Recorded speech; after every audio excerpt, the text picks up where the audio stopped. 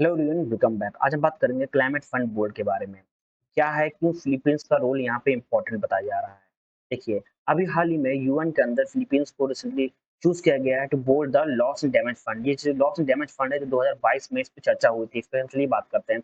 अभी 2024 के अंदर जब फिलीपींस ने इस पे स्पीच दी तो फिलीपीन की तरफ से एक बड़ा बड़ा स्टेप लिया गया है कि वो उनकी हेल्प करेंगे जो क्लाइमेट चेंज से इफेक्ट हुआ है। यानी कि ऐसी कंट्रीज जो और ऐसे पीपल जो क्लाइमेट चेंज से इफेक्ट हुए, उनको यहाँ पे कुछ फंड दिया जाएगा कि वो अपना फिर से डेवलपमेंट कर सके, फिर से वो कंट्री डेवलप हो चुके। अब फिलीपींस ने उन कंट्रीज की बात की जो कंट्रीज पुअर है, यानी कि जिस कंट्री कैपेबल नहीं है, उनके साइक्लोन से इफेक्ट हुआ है, अर्थक्वेक से इफेक्ट हुआ है और वो बहुत ज्यादा डैमेज झेल चुकी है नेचुरल डिजास्टर की वजह से।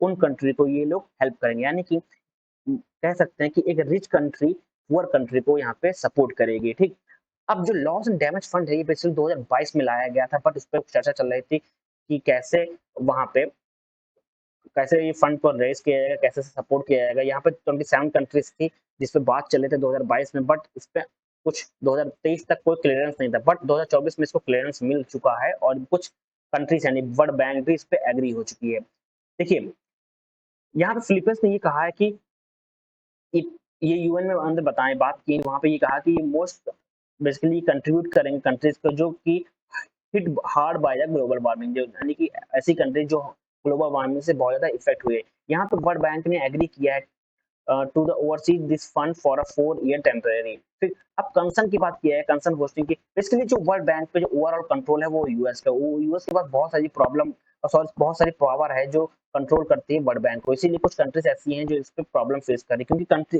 जो यूएस के साथ ऐसी कंट्रीज हैं जो अच्छे संबंध नहीं है, तो उनको बहुत यहाँ तकलीफ होने वाली है। ठीक, वहीं अगर फिलीपींस के रोल्स और रिस्पॉन्सिबिलिटी की बात की जाए तो ये कह सकते हैं कि यहाँ पे जो ओवरऑल 7 कैंडिडेट्स हैं जो ग्रुप के, बेसिकली फिलीपींस एक बहुत इंपॉर्टेंट रोल प्ले कर रही है क्लाइमेट पॉलिसी के तहत, क्योंकि क्लाइमेट पॉलिसी के तहत फिलीपींस ने फर्स्ट स्टेप उठाया है, बहुत बड़ा स्टेप उठाया है। यहाँ के जो प्रेसिडेंट हैं उन्होंने ये कहा है कि हम उस कंट्री को सपोर्ट करेंगे जो कि बेसिकली ग्लोबल वार्मिंग से इफेक्ट हुई है। ठीक, जैसे कि साइक्लोन हो गया, अर्थक्वेक हो गया, ठीक, और भी बहुत सी नेचुरल डिजास्टर जो प्रॉब्लम फेस कर रही है, ठीक, उनको हम लोग यहाँ पे सपोर्ट करेंगे। अब लेजिस्लेटिव और ऑपरेशनल स्टेप की बात की जाए, अगर बिफोर फिलीपींस देखें तो होस्टिंग रूल्स देखें तो यहाँ पे देखें कि जो कोई भी स्पेसिफिक डेट नहीं दिया गया है बाय कब ये जो जॉब है ये स्टार्ट होगी बेसिकली, क्योंकि यहाँ पे जो गवर्नमेंट है बेसिकली चेंज होती रहती है, diplomatic interaction between other countries सब बहुत इंपॉर्टेंट होते हैं कि बाकी जो कंट्रीज हैं उस रिलेशन से बच्चे हैं, बट यहाँ पे जो गवर्नमेंट है लगातार कभी कभी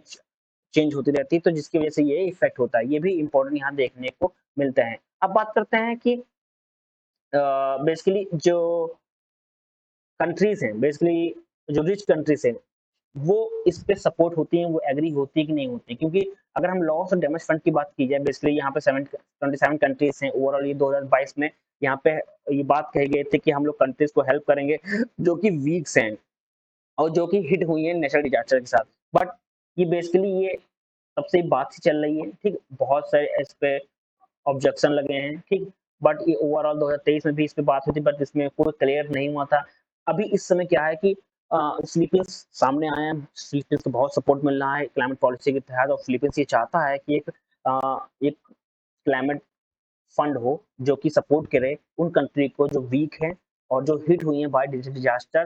ठीक, अब यहाँ पे इंपॉर्टेंट रोल प्ले होता है कि एक कुछ होती है पुअर कंट्रीज, कुछ होते हैं रिच कंट्री। अब यहाँ पे क्योंकि कुछ कंट्रीज जो रिच कंट्री भी वो भी इफेक्ट होती हैं नेचुरल डिजास्टर की वजह से, और कुछ जो पुअर कंट्रीज भी वो भी नेचुरल डिजास्टर से इफेक्ट होती हैं। बट जो पुअर कंट्रीज हैं वो बेसिकली फिर से रीडेवलप नहीं हो पाती, क्योंकि उनके पास इतना फंड नहीं होता है। बट वहीं पर अगर रिच कंट्री की बात की जाए, उनके पास फंड होता है, वो फिर से रीडेवलप हो सकती हैं। इसीलिए इस फंड को बनाया गया था, जैसे बात चली थी 2022 से लेकर अब 2024 आ गया है। अब यहाँ पे वर्ल्ड बैंक एग्री हो चुका है।